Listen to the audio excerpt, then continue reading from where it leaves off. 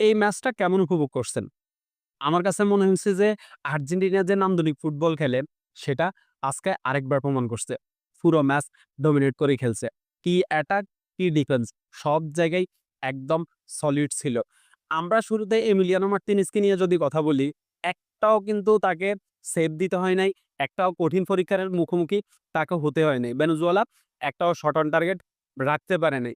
এরপরে আমাদের centre back Nicolas Otamendi এবং ক্রিশ্চিয়ান রোমেরো ২ জনেই সলিড এবং আমার কাছে মনে হয় যে বিশ্বের সেরা সেন্টার ব্যাক দুও এখন নিকোলাস ওতামেন্দি এবং ক্রিশ্চিয়ান রোমেরো। আপনি এইটার থেকেও ভালো আসলে কাউকে দেখাইতে পারবেন না। নাহুয়েল মলিনা ক্লাবই কিন্তু অনেক সমালোচনা হয়, গেম টাইম পায় না, বেঞ্চে বসে থাকে। কিন্তু ন্যাশনাল টিমে যখন স্টার্ট করে তখন ভাই তার থেকেও বেটার আপনার রাইট ব্যাক আমি খুঁজে পাই না। যখন ন্যাশনাল টিমের হয়ে শুরু করে নিকোলাস ট্যাগলিফিকো দুর্দান্ত একটা ম্যাচ খেলছেন। মিডফিল্ডে আমাদের রেগুলার ২ জন মিডফিল্ডার এনজো ফার্নান্দেজ এবং ম্যাকঅ্যালিস্টার ছিলেন না। তারপরেও লিয়ান্দ্রো ফেরাদেজ এবং রদ্রিগো ডিফল যেভাবে মিডফিল্ডটা কন্ট্রোল করছেন, যেভাবে মিডফিল্ডে ডমিনেট করছেন, সেটা দুর্দান্ত। ভেনেজুয়েলাকে আসলে মিডফিল্ডে কোনো সুযোগই দেয় নাই। মিডফিল্ড থেকেই ভেনেজুয়েলাকে ম্যাচ থেকে আসলে আউট করে দিছে। এরপরে ফ্রাঙ্কো মাস্তান্তুয়ানোকে নিয়ে যদি কথা বলি, ফার্স্ট হাফটা আমার কাছে ভালো লাগছে। ফুটওয়ার্ক ভালো ছিল, পজিশনিং সেন্স ভালো ছিল। ডিপ থেকে খেলাটা বিল্ড আপ করার ট্রাই করছে, কিছু থ্রু পাস দিছে। কিন্তু সেকেন্ড হাফটা আমার কাছে এভারেজ মনে হইছে। ড্রিবল করতে গিয়ে পারে নাই। এরপরে বুল পাস দিছে। এরপরে হচ্ছে আপনার ব্যাক পাস দিছে বেশি, যেটা নিয়ে আসলে অনেক বেশি কথা হয়। কিন্তু বয়স ১৮ বছর আস্তে, আস্তে আমার কাছে মনে হয় যে এই ব্যাপারগুলা আপনার ঠিক হয়ে যাবে। Thiago Almada world class player.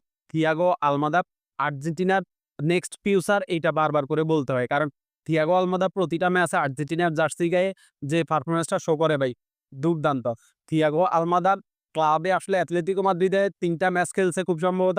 ৩ টা ম্যাচে ভালো করতে পারেনি। কিন্তু আপনি দেখেন ন্যাশনাল টিমের হয়ে শুরু করছে এবং ন্যাশনাল টিমের হয়ে সে দুর্দান্ত একটা ম্যাচ খেলছে। মেসি তো মেসি। মেসির কথা আর আলাদা করে কি বলবো? সে যেভাবে খেলে প্রতিটা ম্যাচে, এখানেও সেভাবে খেলছে। হুলিয়ান আলভারেজ সে যে একজন বক্স স্ট্রাইকার না, পুরো মাঠে যে দৌড়াইতে পারে, পুরো মাঠ থেকে যে খেলাটা কন্ট্রোল করতে পারে, আজকে আবার প্রমাণ করছে। এই দলটা এই ম্যাচটা খেলছে মূলত মেসির জন্যে আমি বলব। মেসিকে দিয়ে গোল করাবে, মেসি গোল করবে, মেসি গোল করলে তারা আনন্দ পাবে।